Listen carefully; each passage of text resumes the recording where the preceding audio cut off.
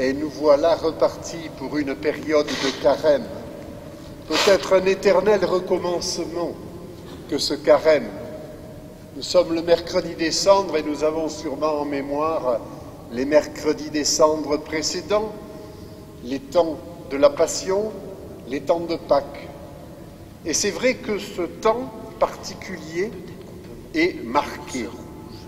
Un recommencement, oui, mais aussi une invitation.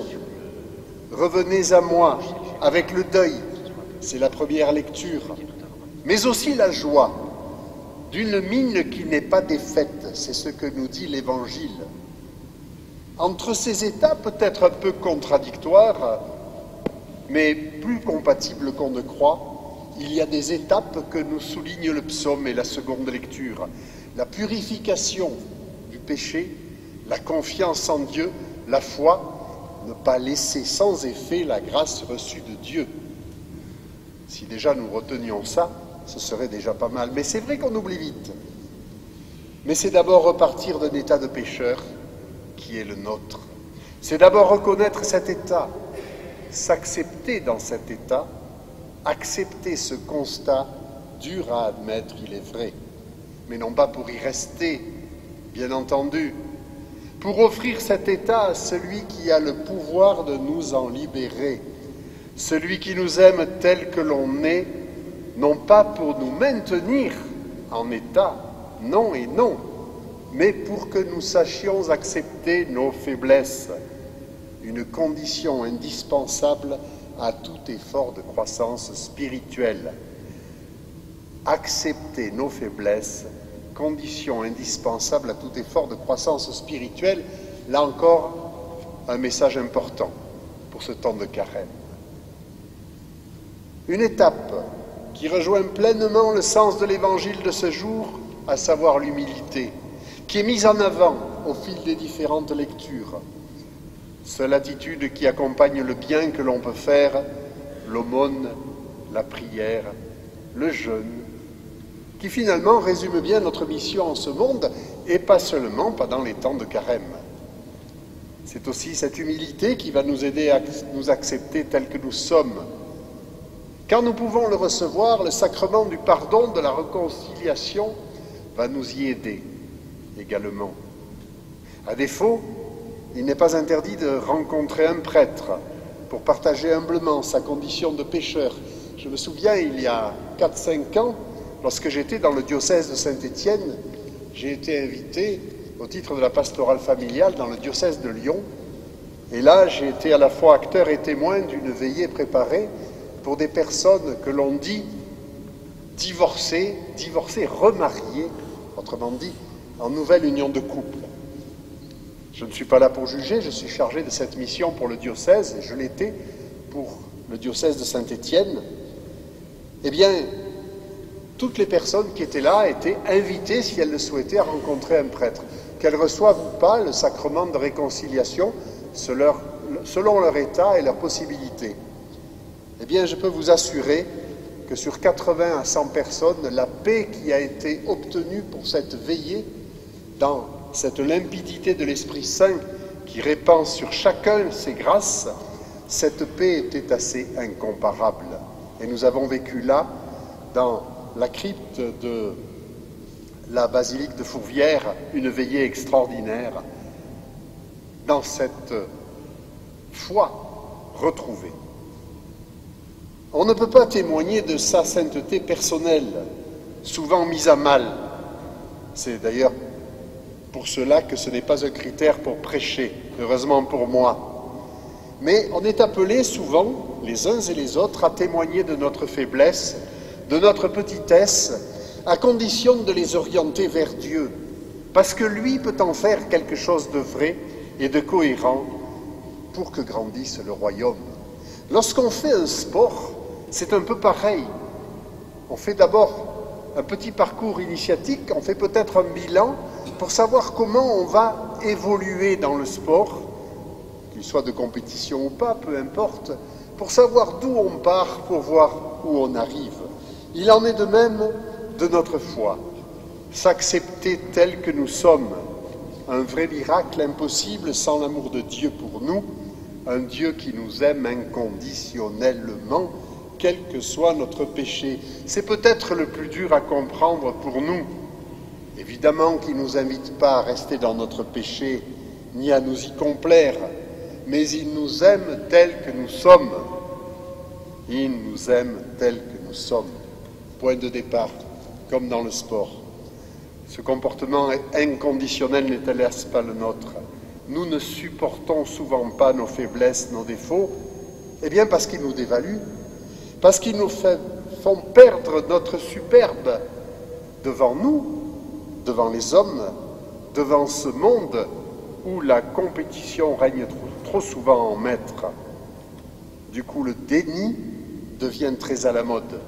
Je n'ai pas pu faire ça. Quand ce n'est pas le déni, c'est le relativisme, une autre forme d'erreur. Ce n'est pas si grave, ou encore, je ne pouvais pas faire autrement. Dommage et encore dommage, car il n'existe pas une blessure que Dieu ne puisse guérir. Penser nos plaies est probablement son désir le plus profond. Je pense à des plaies profondes. J'ai été témoin dans mon ministère de diacre, et avant d'être diacre, d'un certain nombre de guérisons données à des parents, en particulier à des mères qui avaient vécu l'avortement. Et je peux vous dire que parmi elles, parmi aussi ses parents, ses pères de famille, guéris de ce traumatisme, j'ai vu des gens absolument ressuscités, absolument rayonnants, d'une foi extraordinaire. Aujourd'hui, parce que ce témoignage est menacé, eh bien, on est un peu en difficulté.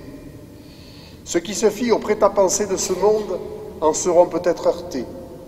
Mais alors pourquoi le Christ a-t-il porté nos fautes sur la croix? Pourquoi faire mémoire de sa passion dans quelques semaines? Pourquoi sa résurrection, si ce n'est pour nous ouvrir le royaume?